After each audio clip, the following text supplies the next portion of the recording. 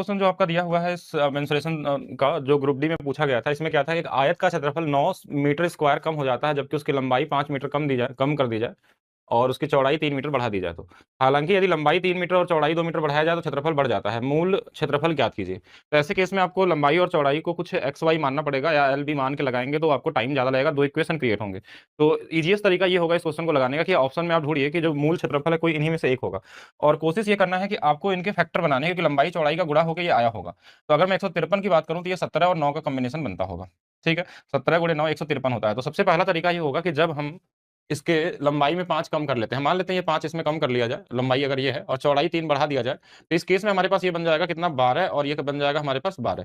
तो इन दोनों को जब हम गुणा करके नया क्षेत्रफल निकालेंगे तो 144 आएगा।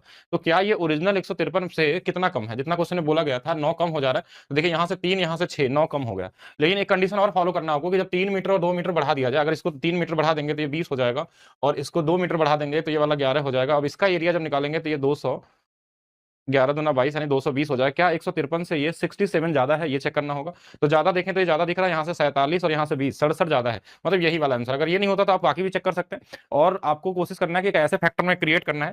देखिए इसमें तो दो ही फैक्टर ही बन रहे थे क्योंकि ये दो को प्राइम नंबर बनेंगे, बाकी आप सभी में भी चेक कर सकते हैं। यहाँ भी फैक्टर बन सकता था, यहाँ भी बन सकता था, तो अभी में जहां बन सकता है वहां निकाल सकते हैं। जहां बनेगा ही नहीं वहां लंबाई चौड़ाई का कोई गेम ही नहीं होगा। ठीक है, तो ये पहला आंसर हो जाएगा। ऑप्शन से जाएंगे, ईजी होगा। अगर बेसिक से लगाना है तो आप क्या कर सकते हैं, एल और बी मान के चलेंगे। सबसे पहले तो आपको क्या करना है कि हमारे पास जब एल को हमने 5 कम कर दिया और चौड़ाई को हमने 3 बढ़ा दिया, तो इस केस में जो एरिया है वो हमारे पास जो आएगा पुराना वाला एरिया, यानी कि जो पहले वाला एरिया था एल इंटू बी, तो ये वाला एरिया क्या होगा, एल बी होगा। इनका इनका जो अंतर देखा जाए तो ये वाला क्या होगा कि 9 कम हो जाता है। 9 कम होने का मतलब कि हमको एल बी में से अगर घटाएंगे तो ये 9 आएगा। एक इक्वेशन ये बनेगा।